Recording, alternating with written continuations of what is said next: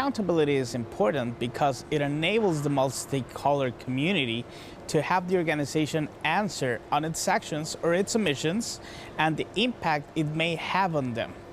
So we're being very careful that accountability encompasses different mechanisms on transparency, consultation, review, and redress, so the community may trigger these mechanisms in order to have the organization accountable, if I may use the word, to any controversy or any dispute that may arise from the lack of accountability. As long as we have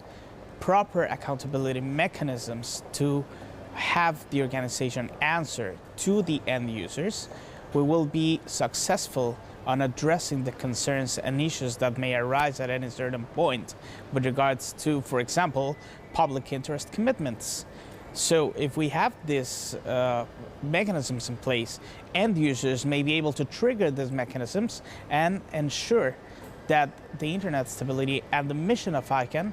will be accomplished. It is very important that accountability is not only effective, but it's also communicated to the wider community, as to the extent that the community is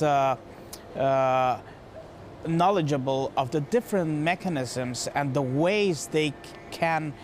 have the organization held accountable for their actions or omissions. It is very important that we communicate this so anyone can have access to these mechanisms, like, for example, the ombudsman or maybe an independent review panel. Those are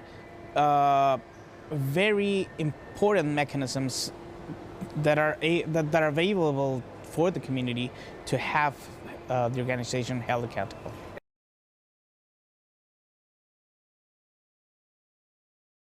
There is a cross-community working group on accountability that has been chartered by different ACs and SOs, and my role there is to co-chair the community working group along with Thomas Rickert and Matthew Weil. We have held more than 11 calls on a weekly basis, as well as 2 face-to-face meetings that account for more than 50 working hours by 160 members and participants in the group. So my job there is to try and coordinate, along with my co-chairs, the work of these 160 persons so we can all go and reach the same goal.